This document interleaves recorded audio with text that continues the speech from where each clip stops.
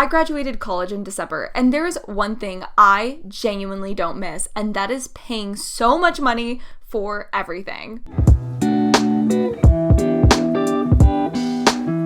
Today, I'm going to show you how to save money as a college student, as well as how to ball on a budget a little bit, because I know you want free money. I want free money too, and I'm not even in college anymore, so something tells me this is a universal theme. Before we get into the video, if you do enjoy it, be sure to hit subscribe and become one of my internet friends.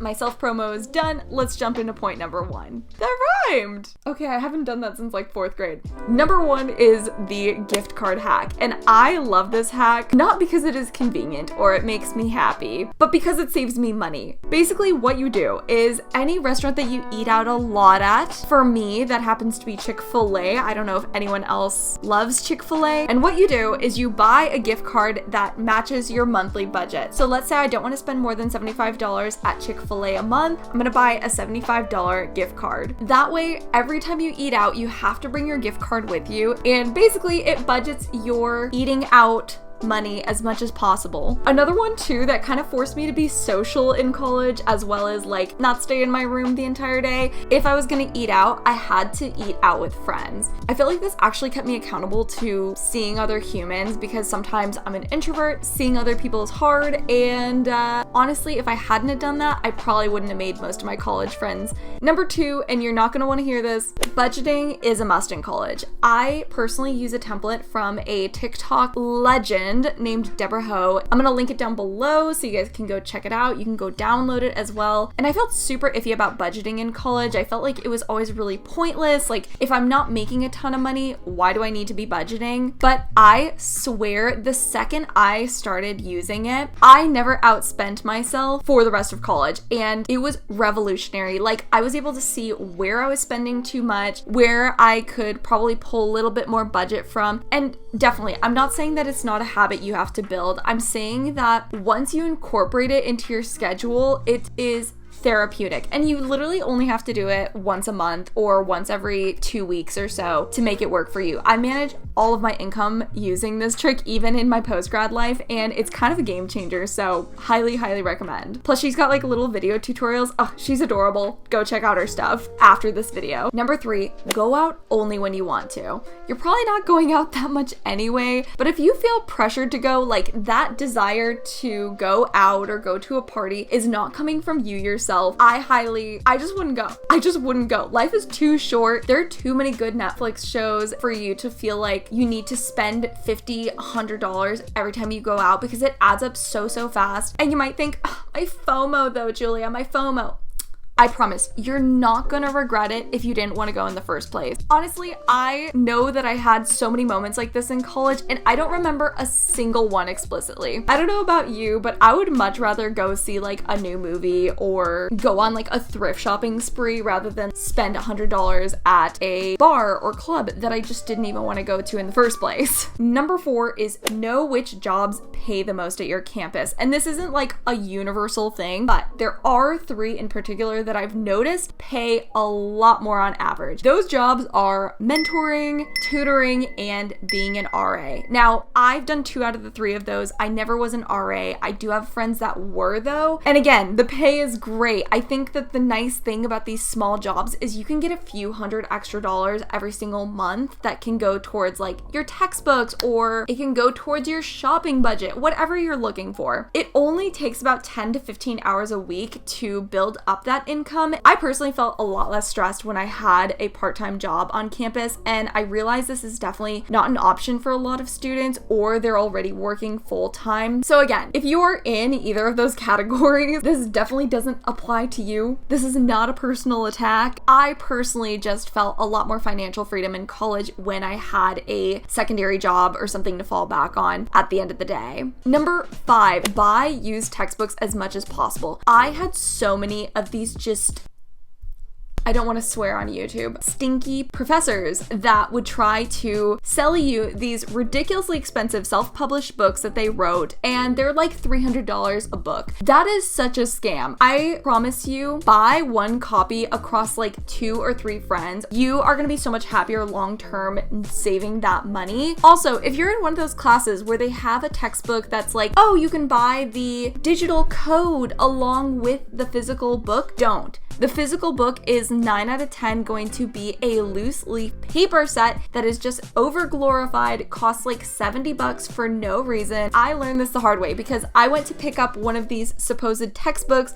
and ended up spending $10 on a binder just so that I could take it home. So don't do that. Get a digital code. Make yourself a little bit happier today. Number 6 is splitting textbooks with your classmates. I kind of dabbled into this one a little bit as well, and there are definitely a few caveats. The first one is I would not do this with people that you don't know well. Shocker, news alert, not everyone in college has your best intentions in mind. They may try to sabotage you, throw you under the bus, make you look like the bad guy, and it's already a hassle to share a textbook with someone. If the person buying the textbook is like not going to respond to you until 2 a.m. the night before the exam, they are definitely not the person to share a textbook with. Again, an experience that I learned from just blissful times in college. You also don't have to be like noisy with your classmates saying like, oh, 10 of us are meeting together to split a textbook or split a pamphlet or whatever. It's not always 100% legal. So for the YouTube sphere, purposes of education, don't split textbooks. But if you are gonna do it, try to make sure that it's at least somewhat okay to do. Number 7 is if you live in an apartment or even if you live in a dorm where you have to pay utilities, because I know some schools are full of baloney and make you do that for some reason. Unplug your electronics when you know you're going to be gone for at least a few hours at a time. Personally, I always unplug my TV, my string lights, my Keurig, and any chargers that I have whenever I know I'm going to be, gone for most of the day from my apartment, because electrical bills add up over time. The first time I had to pay a separate electrical bill was actually a few months ago. I was shocked how much I used. I always turn off the lights when I leave the house. I usually would unplug stuff like my computer or my phone. Why is it so expensive? I hate that. I hate it so much. Anyway, unplug your electronics when you leave.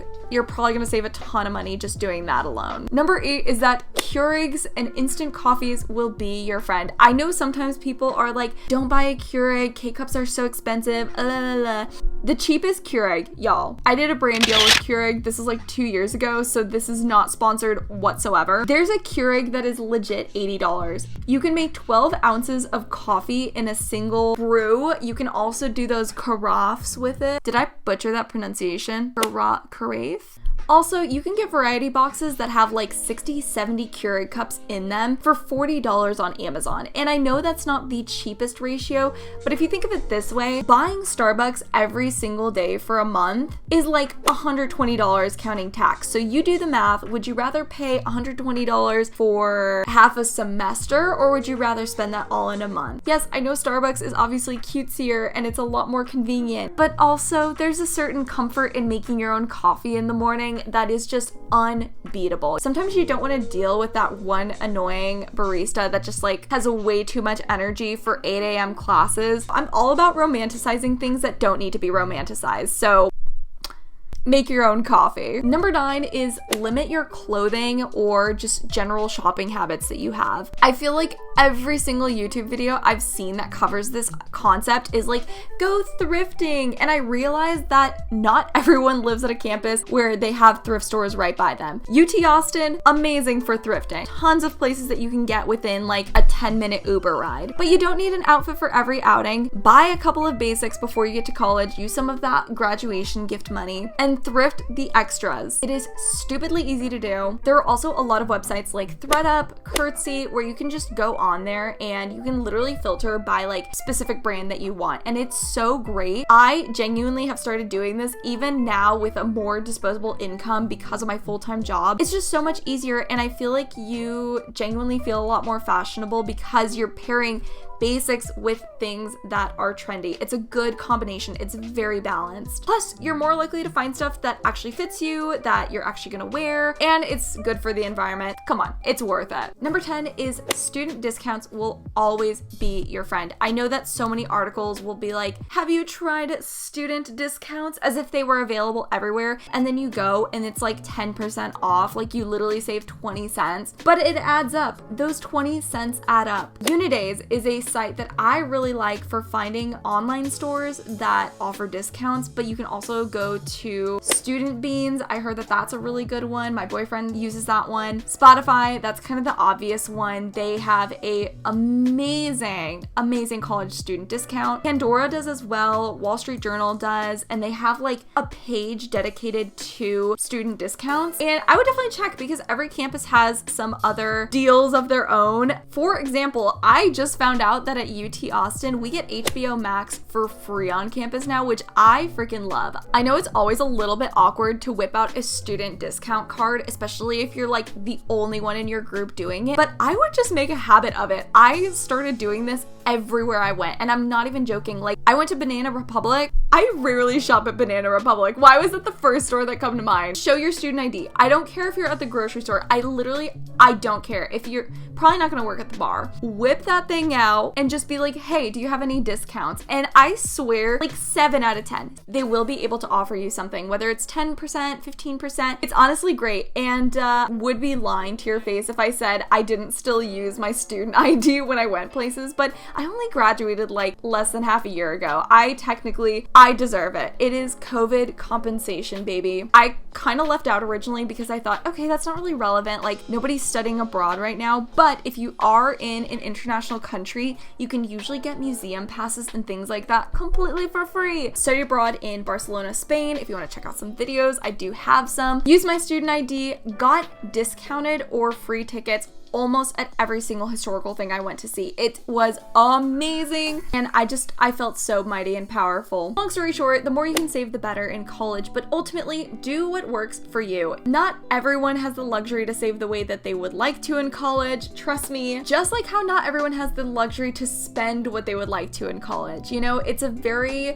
catch-22 kind of situation. Don't beat yourself up if you're struggling with budgeting either, because I promise it is a skill. It is an adult skill. You're not gonna get it right every single time, and there's not like a magic formula to follow either. If you have friends that are peer pressuring you into spending more money than you are comfortable with, those are not your real friends. I hate to break it to you. I had friends that did this to me a lot, and it just sucked every single time. I was like, I don't want to hang out with you because I know that it's gonna cost me like $150. But guess what? True friends respect each other's financial decisions. And manifesting for you that you find those amazing friends in college that do respect your financial choices, because they will make your experience 1,000 times better. Again, if you enjoyed this video, make sure that you like and subscribe for more videos about things that I wish someone told me earlier. I love you all so very much, and I will see you in the next one. Bye! You look gorgeous today, by the way.